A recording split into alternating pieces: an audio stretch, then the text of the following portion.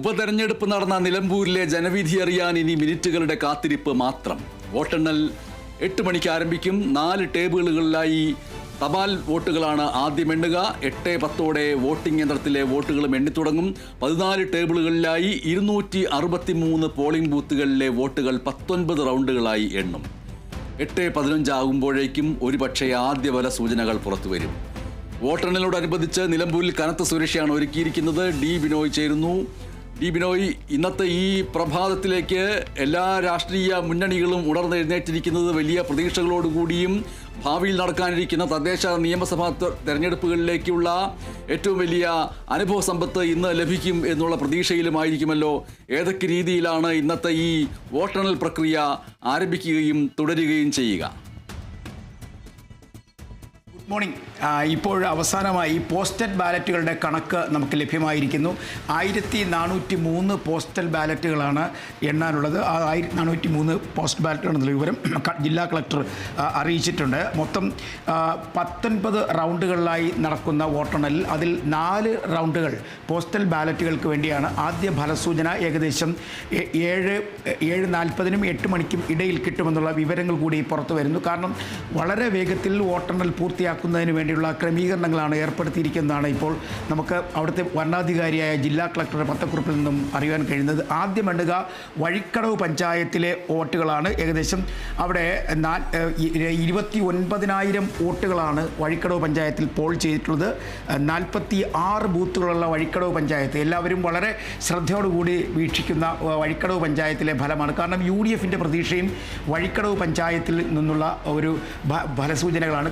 വഴിക്കടവ് പഞ്ചായത്തിൽ ഒരു 2000 മുകളിലേക്ക് ലീഡ് പിടിച്ചു കഴിഞ്ഞാൽ അത് വലിയ തരത്തിൽ ഈ UDFനോ അല്ലെങ്കിൽ LDFനോ ഒക്കെ അനുകൂലമാകും എന്ന് പറയുമ്പോഴേക്കും വഴിക്കടവ് പഞ്ചായത്ത്, രണ്ടാമത് മുത്തോടം പഞ്ചായത്ത് വരുന്നുണ്ട്, മൂന്നാമത് ഇടക്കര, പിന്നെ പോത്തുകല്ല്, ചുങ്കത്തറ, നിലമ്പൂർ മുനിസിപ്പാലിറ്റി, കർലായി, അമരമ്പലം, ഇങ്ങനെയാണ് വോട്ടെണ്ണുന്ന പാറ്റേൺ വന്നിരിക്കുന്നത്. അതിൻ്റെ കൃത്യമായ വിവരങ്ങൾ ലഭ്യമായിട്ടുണ്ട്. ഇതിൽ പോത്തുകല്ലാണ് നമ്മൾ ശ്രദ്ധിക്കേണ്ട ഒരു പ്രധാനപ്പെട്ട പഞ്ചായത്ത്. അവിടെ 98 മുതൽ 126 വരെയുള്ള ബൂത്തുകളാണ് പോത്തുകൽ പഞ്ചായത്തിലുള്ളത്. M സ്വരാജിൻ്റെ നാട് കൂടിയാണ്. ഒപ്പം അവിടുത്തെ DCC പ്രസിഡന്റ് VS ജോയിയുടെ നാട് കൂടിയാണ് പോത്തുകല്ല്. പോത്തുകൽ പഞ്ചായത്തിലാണ് നിരവധിയായ പ്രശ്നങ്ങൾ, കർഷകരുടെ പ്രശ്നങ്ങൾ. ഇതൊക്കെ തന്നെ ഈ വോട്ടിങ്ങിലൂടെ പ്രതിഫലിക്കുമോ ഇല്ലയോ എന്നുള്ള കാര്യത്തിൽ പോത്തുകല്ല് എണ്ണുമ്പോഴേക്കും നമുക്ക് അറിയാൻ കഴിയും. എന്തായാലും കൗണ്ടിംഗ് പ്രക്രിയയ്ക്ക് വേണ്ടിയുള്ള എല്ലാ നടപടിക്രമങ്ങളും പൂർത്തിയായി കഴിഞ്ഞിരിക്കുന്നു. 7:30 മണിയോടുകൂടി തന്നെ സ്ട്രോങ് റൂം തുറക്കും എന്നുള്ള വിവരം നമുക്ക് ലഭ്യമായി കഴിഞ്ഞിരിക്കുന്നു. 7:30 മണിക്ക് സ്ട്രോങ് റൂം തുറന്നു കഴിഞ്ഞാൽ ആദ്യഘട്ടത്തിൽ 4 ടേബിളുകളിലേക്ക് ആണ് ഈ പോസ്റ്റൽ ബാലറ്റുകൾ മാറുക. ആ പോസ്റ്റൽ ബാലറ്റുകളുടെ ഫലം ഒരു 20 മിനിറ്റ് കൊണ്ട് തന്നെ ലഭ്യമാകും എന്ന് അറിയുന്നു. 8:10 കൂടി തന്നെ ആദ്യ ഫലസൂചനകൾ, 7:40 തന്നെ ഈ ഇലക്ട്രോണിക് വോട്ടിംഗ് യന്ത്രങ്ങളുടെ വോട്ടെണ്ണൽ പ്രക്രിയകളിലേക്ക് കടക്കും എന്നുള്ള വിവരങ്ങളും ഇപ്പോൾ പുറത്തു വരുന്നുണ്ട്. എന്തായാലും അത്യന്തം വളരെ രസകരമായ, കേരളം കണ്ടിട്ടുള്ളതിൽ വെച്ച് ഏറ്റവും വലിയ തരത്തിലുള്ള പ്രചരണ പരിപാടികൾക്ക് സാക്ഷിയാവുകയായിരുന്നു നിലമ്പൂരിലെ ഇലക്ഷൻ പ്രചരണവും തൊട്ടു പിന്നാലെ നടന്നുള്ള പോളിംഗും എല്ലാം തന്നെ. ഒരു രസകരമായ ഒരു കാര്യം എന്ന് പറയുന്നത്, രസകരമായ എന്ന ഒരു വാക്ക് ബിനോയ് ഉപയോഗിച്ചുകൊണ്ട് ഞാൻ സൂചിപ്പിക്കുകയാണ്. ഇന്നലത്തെ രാത്രിയിലെ സ്ഥാനാർത്ഥികളുടെ ഉറക്കം എങ്ങനെയാണ് എന്നുള്ള രീതിയിൽ സാമൂഹ്യ മാധ്യമങ്ങളിൽ പ്രചരിച്ചുകൊണ്ടിരിക്കുന്ന കൃത്രിമമായി തയ്യാറാക്കിയിട്ടുള്ള ഒരു ചിത്രം ഇപ്പോൾ മനസ്സിലേക്ക് വരികയാണ്. അത് നടുക്ക് കിടന്ന് PV അൻവർ ഉറങ്ങുന്നു. ഇരുവശങ്ങളിലും ഉറക്കം കിട്ടാതെ ആകാശത്തേക്ക് നോക്കി, മേൽക്കൂരയിലേക്ക് നോക്കി കണ്ണും തുറന്നു കിടക്കുന്നു ആര്യാടൻ ഷൗക്കത്തും M സ്വരാജും എന്നുള്ള രീതിയിൽ.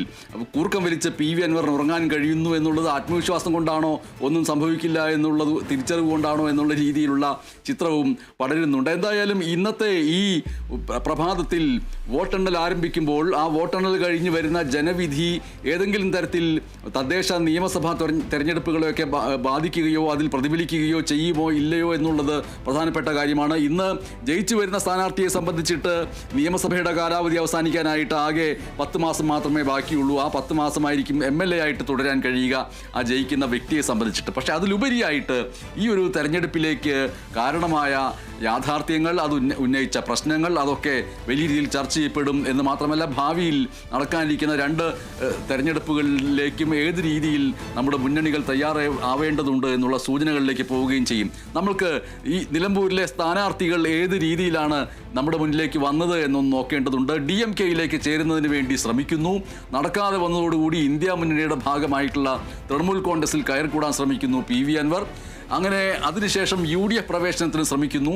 നടക്കാതെ വന്നതോടെ സ്വതന്ത്രനായിട്ട് മത്സരിക്കാൻ നിർബന്ധിതനായിരിക്കുന്നു. അങ്ങനെയാണ് ഒരു ചതുഷ്കോണ മത്സരത്തിന് ഈ മണ്ഡലം സാക്ഷ്യം വഹിക്കേണ്ടി വന്നത്.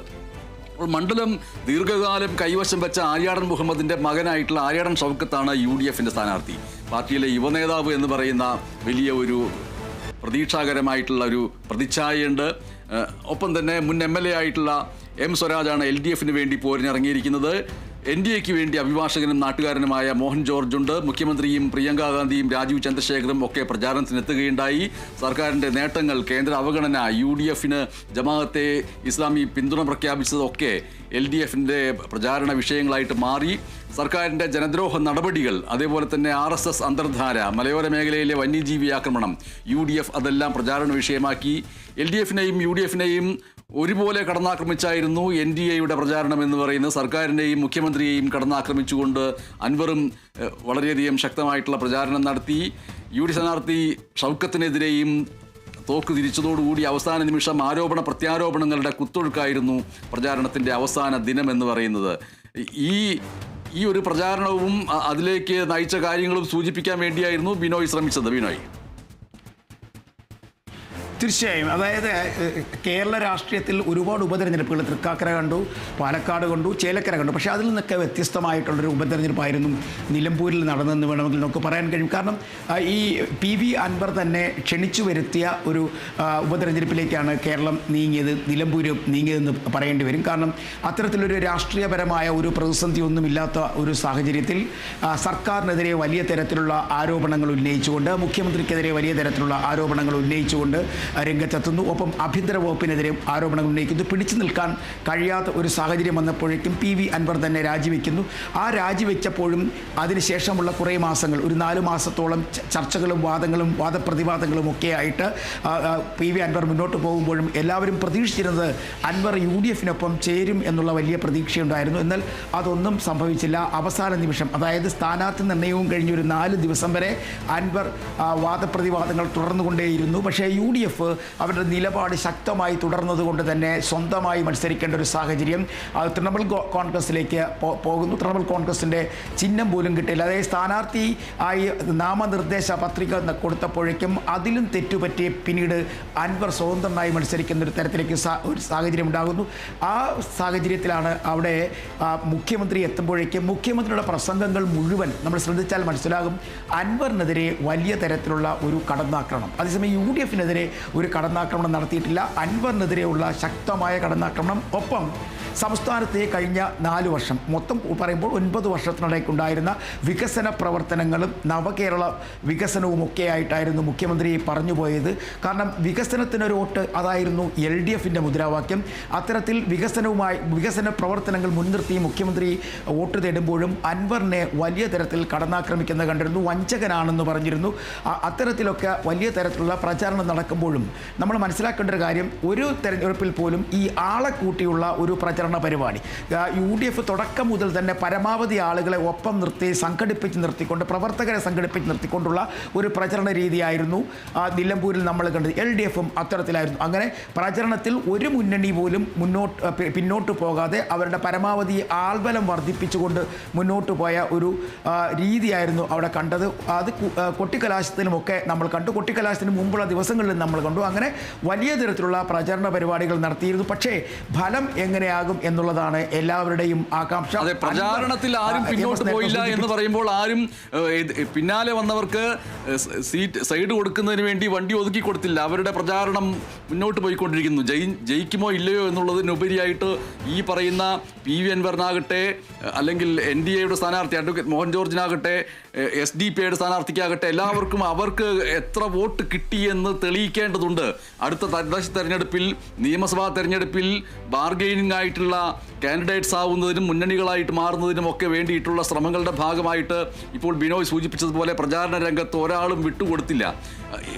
ഈ ഒരു പ്രചാരണം ഒരു ഭാഗത്ത് നടക്കെ തന്നെ ഇന്നത്തെ വോട്ടെണ്ണൽ 8 മണിക്ക് ആരംഭിച്ച് കഴിയുമ്പോൾ തന്നെ അതിൻ്റെ ഓരോ ഫലസൂചനകൾ വരുമ്പോൾ തന്നെ ആ ഫലസൂചനകളിൽ ഈ നിലമ്പൂർ നിയമസഭാ മണ്ഡലത്തിൻ്റെ ചരിത്രത്തിന് രാഷ്ട്രീയ ഉപതെരഞ്ഞെടുപ്പ് അതേപോലെ തന്നെ പ്രധാനപ്പെട്ട തെരഞ്ഞെടുപ്പുകളുടെയൊക്കെ ചരിത്രവും അതിൽ കിട്ടിയിട്ടുള്ള വോട്ടിംഗ് ശതമാനവും വിജയിച്ചവരുടെയും തോറ്റവരുടെയും ചരിത്രവുമൊക്കെ ഇതിനെ ഏതെങ്കിലും തരത്തിൽ സ്വാധീനിക്കുമോ ഇല്ലയോ എന്ന് നമ്മൾക്കൊന്ന് നോക്കേണ്ടതുണ്ട്. അതുകൊണ്ട് മണ്ഡലത്തിൻ്റെ ചരിത്രത്തിലേക്കൊന്ന് നമ്മൾക്ക് പെട്ടെന്നൊന്ന് നോക്കിയിട്ട് പോകാം. 1967 ഈ മണ്ഡലം നിലവിൽ വരുന്നത്. അപ്പോൾ ഈ മണ്ഡലം 67 നിലവിൽ വരിക എന്ന് പറയുമ്പോൾ അത് വയനാട് ലോക്സഭാ മണ്ഡലത്തിൽ പെട്ടിട്ടുള്ള 7 നിയമസഭാ മണ്ഡലങ്ങളാണ് അവിടെ ഉള്ളത്. ആ 7 നിയമസഭാ മണ്ഡലങ്ങളിൽ ഒന്നാണ് മലപ്പുറം ജില്ലയിലെ നിലമ്പൂർ എന്ന് പറയുന്നത്. വയനാട് ജില്ലയോട് ചേർന്ന് കിടക്കുന്ന ഒരു പ്രദേശവുമാണ്. അപ്പോൾ നിയമസഭയിലേക്ക് ഇതുവരെ മൊത്തം 14 തെരഞ്ഞെടുപ്പുകൾ നടന്നു. ഈ 14 തെരഞ്ഞെടുപ്പുകളിൽ 9 തവണ UDF ജയിച്ചു, 5 തവണ LDF ജയിച്ചു. ആദ്യ തെരഞ്ഞെടുപ്പിൽ കുഞ്ഞാലി, പിന്നീട് ഇടത് മുന്നണി വരികയാണ്. കുഞ്ഞാലി എന്നുള്ള വാക്ക് അവിടെ വളരെ പ്രധാനപ്പെട്ട ഒരു വാക്കാണ്. കാരണം 1967 കുഞ്ഞാലിയാണ് നിലമ്പൂർ മണ്ഡലത്തിൽ CPIM ചിഹ്നത്തിൽ ചിഹ്നത്തിൽ ആദ്യമായിട്ട് അവിടെ ഈ CPMൻ്റെ ഭാഗത്ത് നിന്നിട്ട് അവസാനത്തെ MLA ആയിട്ടുള്ള ആൾ. അതായത് CPMൻ്റെ ചിഹ്നത്തിൽ മത്സരിച്ച് MLA ആയ വ്യക്തി എന്നുള്ള നിലയ്ക്ക് 67 കുഞ്ഞാലിയെ നമ്മൾ ഓർക്കേണ്ടത് ആ രീതിയിലാണ്. പിന്നീട് 1969 കുഞ്ഞാലി നിലമ്പൂർ ചുള്ളിയോട് എസ്റ്റേറ്റിൽ വെടിയേറ്റ് മരിക്കുകയുണ്ടായി. കേരള രാഷ്ട്രീയത്തിൽ അത് ഒരു MLA വെടിയേറ്റ് മരിച്ച മണ്ഡലം എന്നുള്ള നിലയ്ക്ക് വളരെയധികം പ്രാധാന്യം നേടുകയുണ്ടായി. ആര്യാടൻ മുഹമ്മദിനെയൊക്കെ അന്ന് പ്രതി ചേർത്ത് ജയിലിലടക്കുകയുണ്ടായി. പിന്നീട് കോടതി അദ്ദേഹത്തെ കുറ്റവിമുക്തനാക്കുകയുണ്ടായി. കുഞ്ഞാലിയുടെ കൊലപാതകി എന്നുള്ള രീതിയിലുള്ള വിശേഷണം ആണ് പിന്നീട് ഒരർത്ഥത്തിൽ അവിടെ വലിയ രീതിയിലുള്ള വിവാദങ്ങൾക്കിടയാക്കിയത്. കുഞ്ഞാലിയുടെ കൊലപാതകി എന്നുള്ള പേരിൽ പിന്നീട് ഗോപാലൻകുട്ടി എന്ന ആളെ CPM കൊലപ്പെടുത്തുകയൊക്കെ ഉണ്ടായി. പക്ഷേ സഖാവ് കുഞ്ഞാലിയുടെ മണ്ണ് എന്ന് പറയുന്ന വികാരത്തെ എല്ലാ തെരഞ്ഞെടുപ്പിലും അവിടെ ഉപയോഗിക്കാനും അത് ഉന്നയിക്കാനും ഇടതുപക്ഷ ജനാധിപത്യ മുന്നണി ശ്രമിച്ചിട്ടുമുണ്ട്. അപ്പോൾ ആദ്യത്തെ തെരഞ്ഞെടുപ്പിൽ കുഞ്ഞാലിയും പിന്നീട് ഇടതുപക്ഷ ജനാധിപത്യ മുന്നണിയുമായിരുന്നു വിജയപാതയിലൂടെ പോയത്. സ്ഥാനാർത്ഥിയായിട്ട് 80 ആര്യാടൻ മുഹമ്മദ് വന്നു, 82 TK ഹംസ വന്നു, 2016 2021 PV അൻവർ LDF-നായിട്ട് ജയിച്ചു. UDF-ൽ നിന്ന് 8 തവണ ജയിച്ചത് ആര്യാടൻ മുഹമ്മദാണ്. ഉപതെരഞ്ഞെടുപ്പിൽ 2,32,000 വോട്ടർമാർക്കാണ് മണ്ഡലത്തിൽ വോട്ടവകാശം ഉണ്ടായിരുന്നത്. ഈ മണ്ഡലത്തിൽ സ്ത്രീ വോട്ടർമാരാണ് കൂടുതൽ എന്നുള്ളതും ശ്രദ്ധിക്കേണ്ടതായിട്ടുള്ള കാര്യമാണ്. പുരുഷന്മാർ 1,13,000 സ്ത്രീ വോട്ടർമാർ 1,18,000. പുതിയ വോട്ടർമാർ 3,872 പേരാണ്. പ്രവാസി വോട്ടർമാർ 374 പേരാണ്. ട്രാൻസ്ജെൻഡറുകൾ 9 പേരുണ്ട്. 2021 തെരഞ്ഞെടുപ്പിൽ മണ്ഡലത്തിലെ 8 തദ്ദേശ ഭരണ സ്ഥാപനങ്ങളിൽ 6-ൽ LDF-നും 2 പഞ്ചായത്തുകളിൽ UDF-നുമായിരുന്നു മുൻതൂക്കം. 2021 മണ്ഡലത്തിലെ നിലമ്പൂർ മുനിസിപ്പാലിറ്റിയും അതേപോലെ തന്നെ അമരമ്പലം, എടക്കര, കരുളായി, വഴിക്കടവ്, പോത്തുകൽ ഇങ്ങനെയുള്ള പഞ്ചായത്തുകളിലും ഒക്കെ LDF-ആണ് മുന്നിലെത്തിയത്. പക്ഷേ ചുങ്കത്തറ, മുത്തേടം പഞ്ചായത്തുകളിൽ UDF-ഉം മുന്നിലെത്തുകയുണ്ടായി. ബിനോയ്, ഈ ഒരു മണ്ഡലത്തിൻ്റെ ഈ ഒരു തെരഞ്ഞെടുപ്പ് ചരിത്രം ഈ ഒരു ഉപതെരഞ്ഞെടുപ്പിൻ്റെ ഫല സൂചനകളിൽ ഏതെങ്കിലുമൊക്കെ തരത്തിൽ സ്വാധീനം ചെലുത്താൻ സാധ്യതയുണ്ടോ? MS സൂചിപ്പിച്ചതുപോലെ തന്നെ 2021 2 പഞ്ചായത്തുകൾ, അതായത് ചുങ്കത്തറയും മൂത്തേടം പഞ്ചായത്തിൽ ഏകദേശം 2000-ഓളം വോട്ടിൻ്റെ ഭൂരിപക്ഷമാണ് അന്ന് VV പ്രകാശിന് അനുകൂലമായി ലഭിക്കുന്നത്. അതേസമയം ചുങ്കത്തറയിൽ എത്തിയപ്പോൾ അത് നേരിയ ഒരു 50-60 വോട്ടിൻ്റെ ഭൂരിപക്ഷമാണ് ചുങ്കത്തറയിൽ ലഭിക്കുന്നത്. ഈ 2 പഞ്ചായത്തുകളാണ് അന്ന് UDF-നെ പിന്തുണയ്ക്കുന്നത്. എന്നാൽ നമ്മൾ മനസ്സിലാക്കേണ്ട ഒരു കാര്യം, ഇന്ന് ആദ്യം വേണ്ടി തുടങ്ങുന്ന വഴിക്കടവ് പഞ്ചായത്ത്, ഏകദേശം 26,000-ഓളം വോട്ട് വരുന്ന വഴിക്കടവ് പഞ്ചായത്തിൽ UDF-ന് അനുകൂലമായ ഒരു പഞ്ചായത്താണ്. അവിടെ കഴിഞ്ഞ പ്രാവശ്യങ്ങളിലൊക്കെ കോൺഗ്രസിനകത്തുള്ള പടലപ്പിണക്കവും ഒപ്പം സ്ഥാനാർത്ഥിത്വം ലഭിക്കാതെ വന്നപ്പോൾ ആര്യാടൻ ഷൗക്കത്തിനുണ്ടായ ഒരു വിഷമവും എല്ലാം ഈ വഴിക്കടവ് പഞ്ചായത്തിൽ കൃത്യമായും UDF-ന് എതിരായി മാറി എന്നുള്ളതാണ് നമുക്ക് അവിടെ നിന്ന് മനസ്സിലാക്കാൻ കഴിയുന്നത്. കാരണം അതാണ് അൻവർ പലപ്പോഴും ഒരു ഭീഷണിയുടെ സ്വരത്തിൽ പറയുന്നത്. കഴിഞ്ഞ പ്രാവശ്യം ഞാൻ വിജയിക്കാൻ ഇടയായ ഒരു സാഹചര്യം അത് തുറന്നു പറയുകയാണെങ്കിൽ പലർക്കും ബുദ്ധിമുട്ടുണ്ടാകും എന്ന തരത്തിലൊക്കെ അൻവർ പല ആവർത്തി പറഞ്ഞിട്ടുള്ളത് ഈ വഴിക്കടവ് പഞ്ചായത്തുമുണ്ട്. വഴിക്കടവ് പഞ്ചായത്തിനെ സംബന്ധിച്ചിടത്തോളം വഴിക്കടവ് പഞ്ചായത്ത് UDF-ൻ്റെ സ്വന്തം പഞ്ചായത്താണ്. അവിടെ നിർണായകമായ ലീഡ് നേടിക്കഴിഞ്ഞാൽ ഒരു 1500-നും 2000-നും ഇടയ്ക്ക് ലീഡ് നേടിക്കഴിഞ്ഞാൽ തൊട്ടടുത്ത പഞ്ചായത്ത് മൂത്താടം പഞ്ചായത്ത് കൃത്യമായും ലീഗിന് വളരെയധികം പിൻബലമുള്ള ലീഗിൻ്റെ സ്വന്തം പഞ്ചായത്താണ് മൂത്താടം പഞ്ചായത്ത്. ഈ 2 പഞ്ചായത്തുകളിലെ ലീഡാണ് UDF കണ്ണുവെക്കുന്നത്. ഈ 2 പഞ്ചായത്തുകളിലും കാര്യമായ ഒരു നേട്ടം കൈവരിക്കും. കൈവരിച്ചാൽ ആ നേട്ടം അവസാനം വരെ നിലനിർത്തി പോകാൻ കഴിഞ്ഞാൽ UDF ജയിക്കാൻ കഴിയും എന്നുള്ള പ്രതീക്ഷയാണ് UDF പങ്കുവയ്ക്കുന്നത്. LDF ആകട്ടെ അങ്ങനെയല്ല.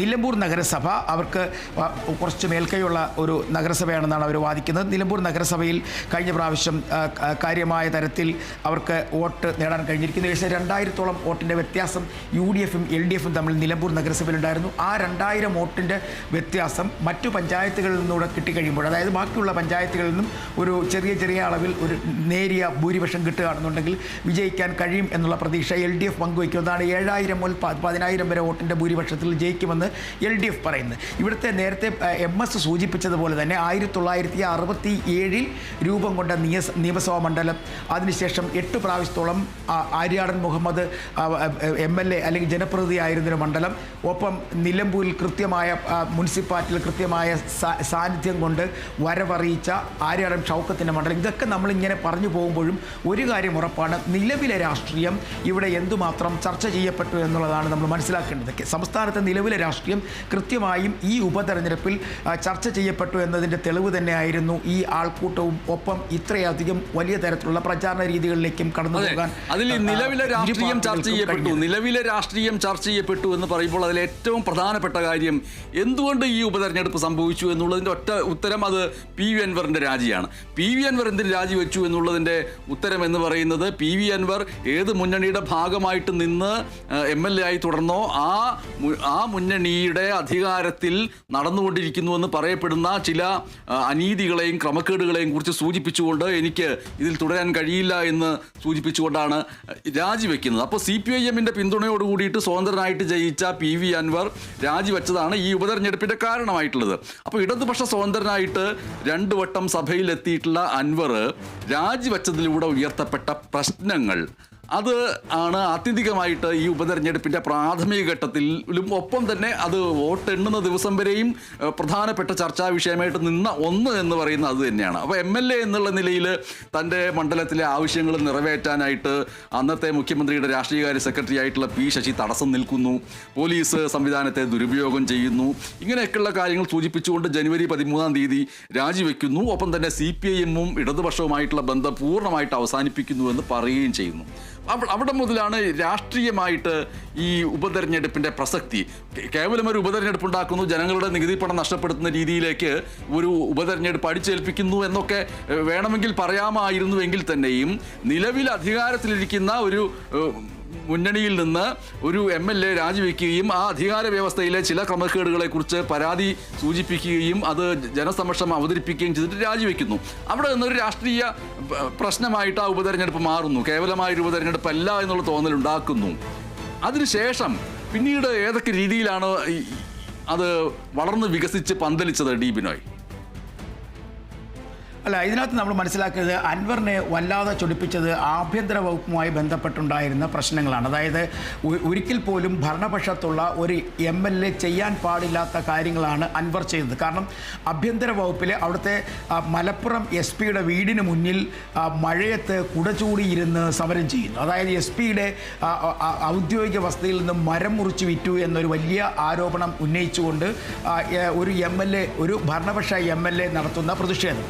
ആ പ്രതിഷേധത്തിൽ തുടങ്ങിയതിന് ശേഷം തൊട്ട് മുമ്പുണ്ടായിരുന്ന ഒരു SP-യുടെ ടെലിഫോൺ സംഭാഷണം പുറത്തുവിട്ടുകൊണ്ട് അദ്ദേഹം വീണ്ടും സർക്കാരിനെ വല്ലാത്ത തരത്തിൽ വിഷമഘട്ടത്തിലാക്കുന്നു, പ്രതിസന്ധിയിലാക്കുന്നു.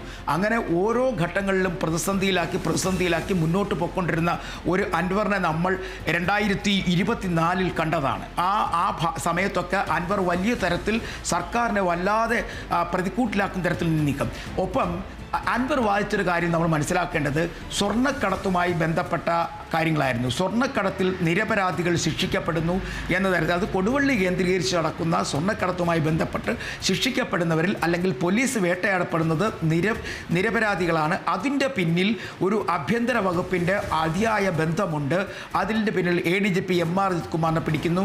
അത് കഴിഞ്ഞിട്ട് അവിടുത്തെ SP-യുടെ പിന്നിലേക്ക് വരുന്നു. അവസാനം P ശശിയിലേക്ക് എത്തിക്കുന്നു. അതായത് കടന്നാക്രമണങ്ങൾ ആ കടന്നാക്രമണം എത്തി പാർട്ടിയുടെ പൊളിറ്റിക്കൽ സെക്രട്ടറി, അതായത് മുഖ്യമന്ത്രി മുഖ്യമന്ത്രിയുടെ പൊളിറ്റിക്കൽ സെക്രട്ടറി വരെ എത്തുമ്പോഴാണ് പാർട്ടി ഇടപെടുന്നതും പാർട്ടി ഒരു നയപരമായ തീരുമാനത്തിലേക്ക് കടക്കും എന്നുറപ്പായതോടുകൂടിയാണ് അദ്ദേഹം ഈ പാർട്ടിയിൽ നിന്ന് പിന്മാറാനും രാജിവെക്കാനും ഒക്കെ തീരുമാനിച്ചു. അൻവർ നന്നായി ഒരു നാടകം അല്ലെങ്കിൽ ഒരു നാടകീയമായ രംഗങ്ങൾ ക്രിയേറ്റ് ചെയ്ത് അല്ലെങ്കിൽ ചിത്രീകരിച്ച് മുന്നോട്ട് കൊണ്ടുപോകാൻ വല്ലാതെ ശ്രമിച്ചു.